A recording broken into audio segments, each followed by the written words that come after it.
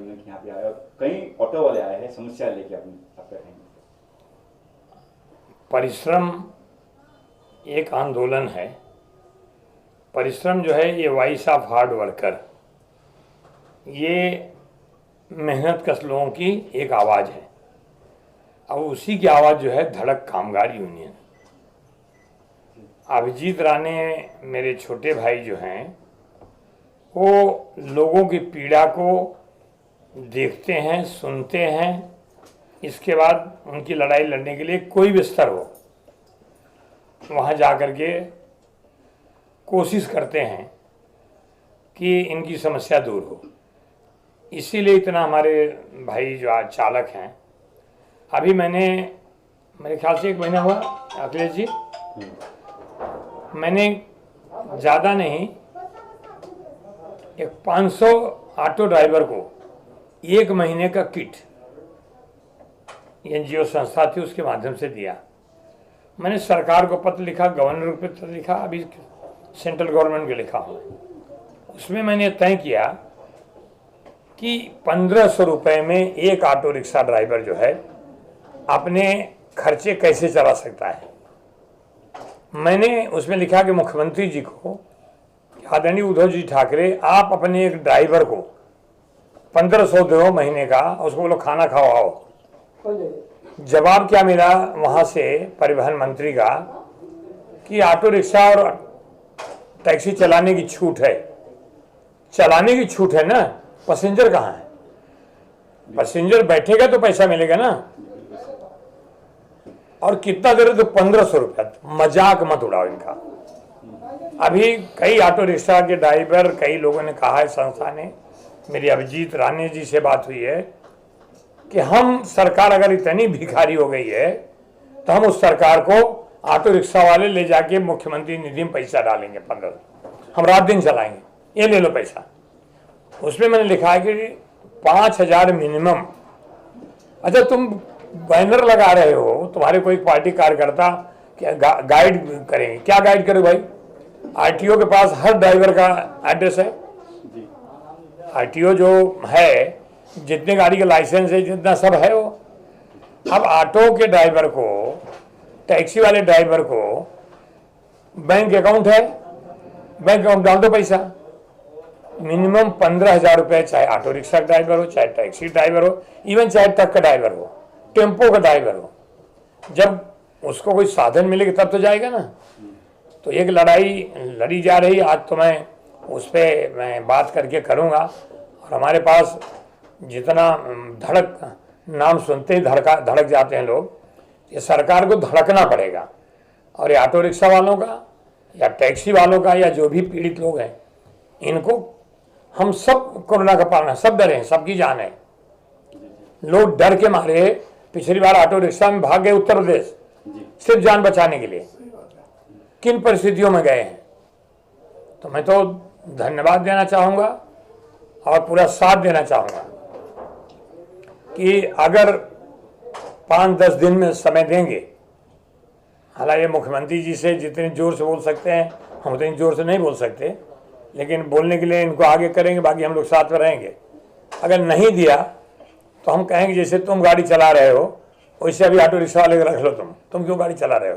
तुमको तुम्हारी जान प्यारी है, उनको उनकी जान नहीं प्यारी है। तो 5,000 रुपया मिनिमम सरकार को देना ही चाहिए। और लोग दे रहे हैं, ऐसा नहीं है कि उत्तर प्रदेश सरकार में इतना बड़ा ये था, इसके मनरेगा के माध्यम से योगी जी मुख्यमंत्री खुद हैं, संक्रमित हुए, 1 दिन में ठीक हुए, सवेरे निकल गए, हॉस्पिटल जा रहे हैं, लोगों के बीच में जा रहे हैं। इसलिए आज जो आया हूँ यहाँ पे, ये तो मैंने अभी ये विचारधारा बदली है, राजनीतिक विचारधारा, एक विचारधारा छोड़ के दूसरे विचारधारा में आया हूँ। ये कारण था, आप सबको पता है कि आर्टिकल 370 का हमने कहा कांग्रेस का विरोध मत करो, उन्होंने विरोध किया, कई बार चिट्ठियाँ लिखी, कोशिश करी, लगभग 21 महीने हो गए। जब नहीं सुना तो मेरा इस्तीफा मंगा ले लो। और जिसने इस राष्ट्र के साथ एक हिम्मत दिखाई है, आप सब लोगों ने देखा होगा कि जिस दिन 5 अगस्त को पार्लियामेंट चल रही थी और भारत के गृह मंत्री अमित शाह जी 370 आर्टिकल हटाने का प्रावधान को पढ़ रहे थे, उसके बाद किसी ने टिप्पणी की कि बोले कश्मीर में ऐसा हो रहा है, उन्होंने चिल्ला के कहा जान दे दूंगा जान। कम से कम राजनीति में रह करके पार्टी से बड़ा राष्ट्र है, राष्ट्र से बड़ा पार्टी नहीं है। मैंने छोड़ दिया, 3-4 दिन हुआ है मैंने भारतीय जनता पार्टी ज्वाइन किया हूँ और कांग्रेस में एक सिपाही की तरह काम करते रहा, यहाँ भी काम करूँगा।